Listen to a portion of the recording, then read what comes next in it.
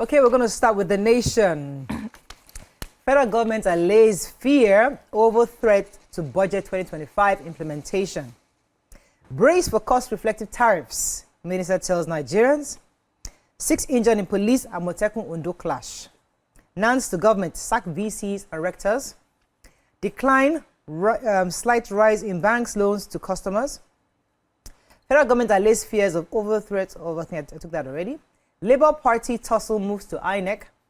And Lagos Council race APC panel disqualifies 38.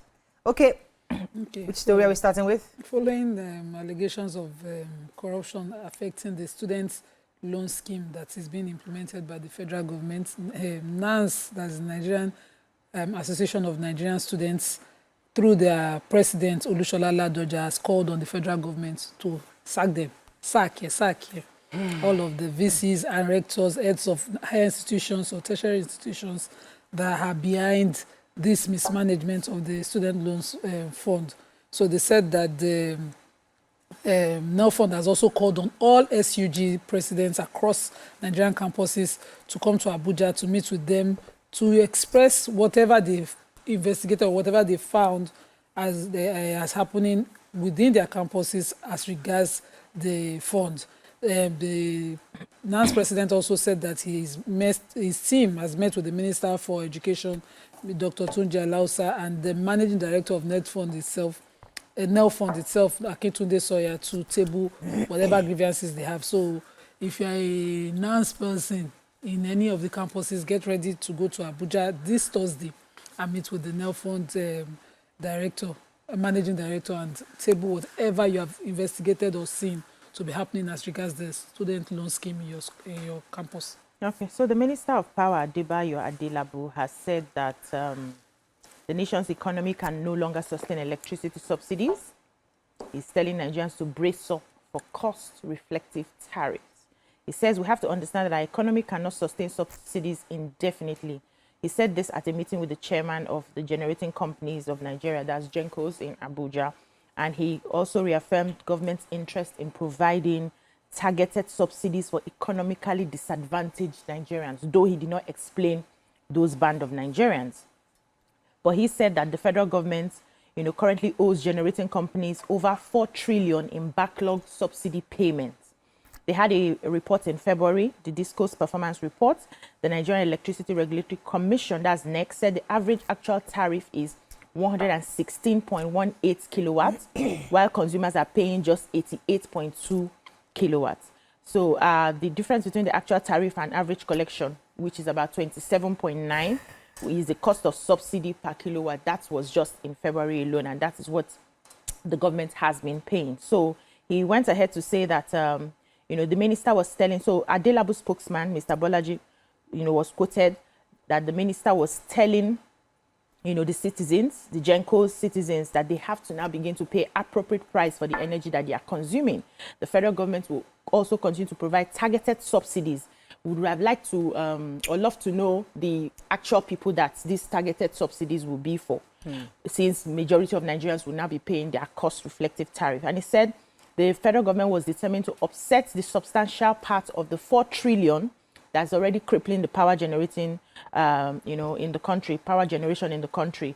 They are trying to pay cash for that particular one, but they don't know how much they are going to pay yet. He said there's a need to pay that amount, of debt in cash at the minimum, a substantial amount that will just help the GENCOs to survive. But we need to understand now that government cannot continually pay subsidy for electricity.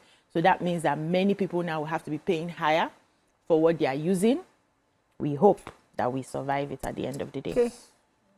So I have the story about the economy. Apparently, if people are worried about the implementation or people are worried about the ability for the government to fund the budget.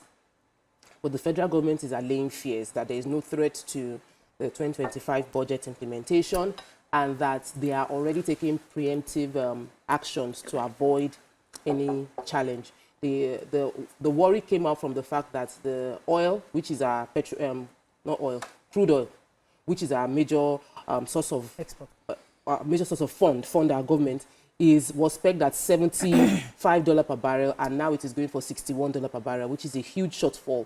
and they said our fund might not be enough to cover that gap. But the our ministers and officials within the government are already saying that even though there was a sharp, drastic drop in oil prices and delay of offtake, among other factors that are threatening the budget, people shouldn't worry because they had already extended 2024 capital budget till June 2025, and that typically the recurrent part of the budget is already in force. It is only the capital projects that have not been implemented yet. And usually for procurement, it takes about 6 months before procurement starts. So people shouldn't worry about the budget for 2025. There's already a lot of effort from the FIRS as well as the customs, which are revenue generating to supplement whatever is being gotten from crude oil exports. And the government is actively working on improving our exports, our production capacity, which is why we have a new NNPCL GMD. So with all of this being put in place, we should be expecting more inflow from crude, FIRS and custom. Nigerians shouldn't worry about budget 2025. Okay, so let me talk about politics a bit. So no fewer than 38 chairmanship aspirants from the APC have been disqualified from participating at the local government primaries. The shadow polls, which will take place this weekend towards the next month's council elections, of that, the Babatunde Ogala-led electoral committee cleared 432 out of 470 aspirants for primaries at the weekend. Among those cleared are four incumbent chairmen. And the reason why those were disqualified, they said that they disqualified from the race due to lack of permanent voters. You don't have PVC and I want to run for it. I mean, come on. Then missing APC membership cards and falsified secondary school certificates. Is this still happening?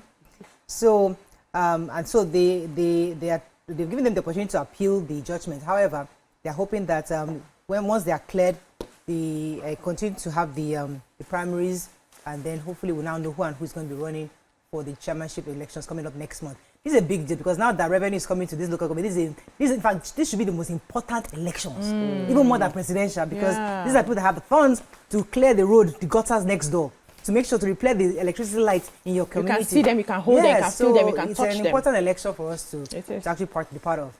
Okay, Daily Sun, moving on quickly. Articles camp hits back at Okowa. End use of Cybercrime Act against journalists. Serap NGA tells Tinubu government. 4 trillion naira debt. Tinubu to meet Genco's plans phase settlement. Federal High Court sets up FOI desk to enhance journalists' access to information. NPAN backs federal government on $220 million fine on Meta. Lagos worst hit as Nigeria loses over 30 billion naira to 42 market fires. And IPOB demands reversal of group's prescription as terrorists. Okay, let's go on a very short break before we take any stories. Stay with us. We'll be right back. Stay tuned. Your View will be right back.